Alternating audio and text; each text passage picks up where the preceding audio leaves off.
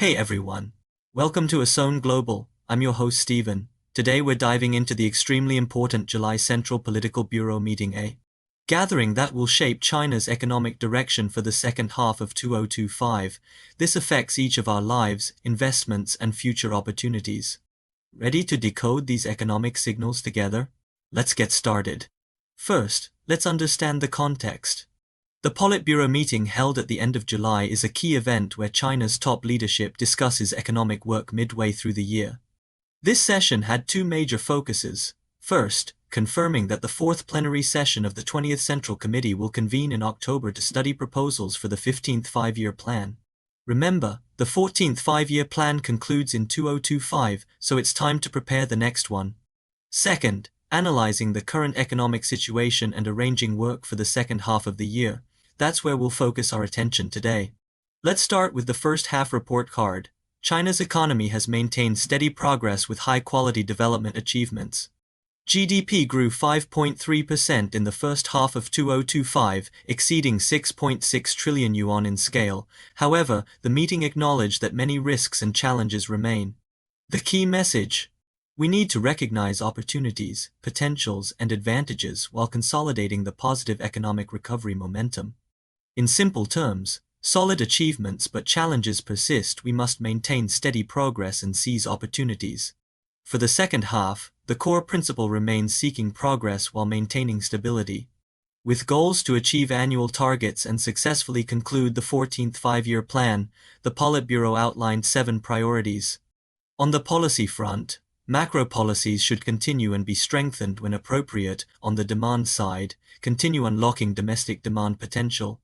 On the industrial side, develop new productive forces and cultivate emerging pillar industries. On external circulation, promote high-level opening up while stabilizing foreign trade and investment. Risk prevention, continuously diffuse risks in key areas.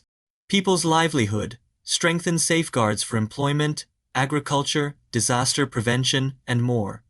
Motivation, mobilize enthusiasm from all parties, both officials and entrepreneurs. Among these priorities, 4 stand out. Let's start with the shift towards service consumption. The meeting stated, thoroughly implement the special action to boost consumption. Cultivate new growth points in service consumption while expanding commodity consumption, and expand consumption demand through improving people's livelihood. Notice service consumption first mentioned in April's Politburo meeting, but its repetition in July signals a policy shift. We're moving from stimulating commodity consumption to prioritizing service consumption. Why this shift? Policies like replace old with new subsidies for goods do boost consumption.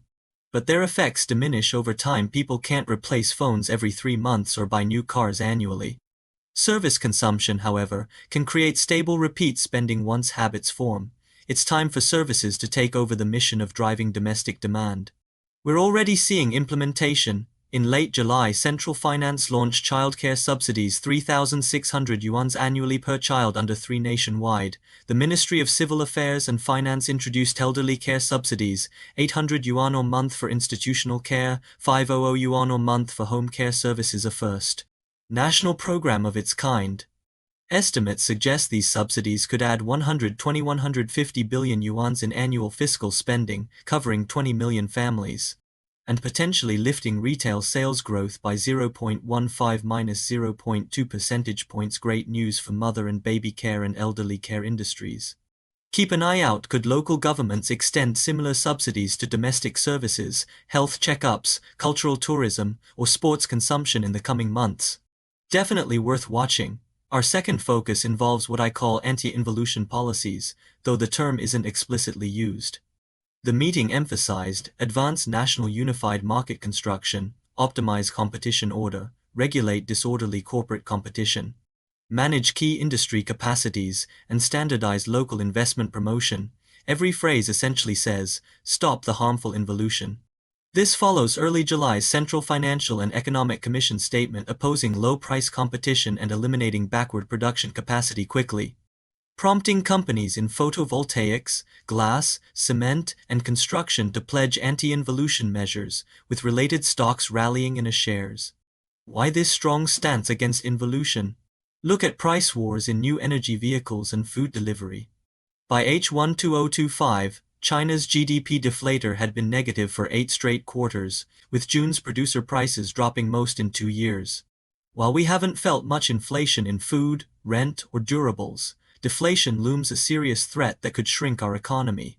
The policy lesson: anti-involution and consumption stimulus must work together. Without controlling involution, even stimulated demand won't translate to corporate profits wasting resources in low-level economic cycles. Enterprises need confidence to retain profits for government subsidies to matter. Morgan Stanley's late July report said it all: China, anti-involution, the deflation antidote. Expect a market consensus forming. Our goods, labor, and assets have real value. With government support, we should operate at a higher economic level. Meaning we might need to prepare for moderate inflation when making consumption and investment decisions. Third, let's explore urban renewal. The meeting called to implement the Central Urban Work Conference spirit and conduct high-quality urban renewal as part of risk prevention. While this helps address real estate risks, the more fascinating aspect comes from mid-July's Central Urban Work Conference, which discussed a massive reconstruction project for China's 690-plus cities to keep pace with societal development. The conference noted China has reached an era where its people can look the world in the eye equally, proposing 6 urban renewal goals: innovative, livable, beautiful, resilient, civilized, and smart cities, each with specific characteristics from vibrant innovation hubs to efficient smart cities. This doesn't require every city to excel at everything, but rather find their unique positioning. High-quality urban renewal means each city must answer: what distinctive role will I play in China's landscape and people's lives? This process could see China developing its own equivalents of Munich, Rio de Janeiro, Istanbul, or Geneva, specialized cities with unique identities. The long-term investment opportunities here could reach trillions. A fascinating development we'll explore further. Finally, the meetings call for entrepreneurs to brave the tide and win market competition with quality products and services. Sends important signals, both encouraging anti-involution and essentially recruiting players for China's next economic phase. While no specific names were mentioned, we're already seeing responses. GD.com's Liu Changdong, absent from earlier private entrepreneur forums, has been active improving delivery riders' social security, expanding supply chain exports, and rejoining high-level policy discussions in July, including forums with the Premier. Michuan invested $1 billion in Brazil amid China-Brazil relations strengthening, a private sector example of braving the tide. Popmart's Labubu character has become a cultural export symbol, carrying national IP expectations. These aren't mandated actions but consensus behaviors, entrepreneurs aligning their strategies with national direction. Who might join this trend? Ant Group could be one. Watch for its Hong Kong stablecoin explorations, reflecting broader Chinese financial ambitions. To summarize, we've explored 4 key signals from July's Politburo meeting: theshiftif subsequasitwistwistus. Potential inflation expectations tied to anti-involution efforts nation Findi. The emerging list of entrepreneurs braving the tide. What do you think about these interpretations? Do you see these trends affecting your industry or daily life? Share your thoughts. I'd love to hear your perspective. Thanks for joining today's episode. For more insights on China's economic landscape, subscribe to Ason Global.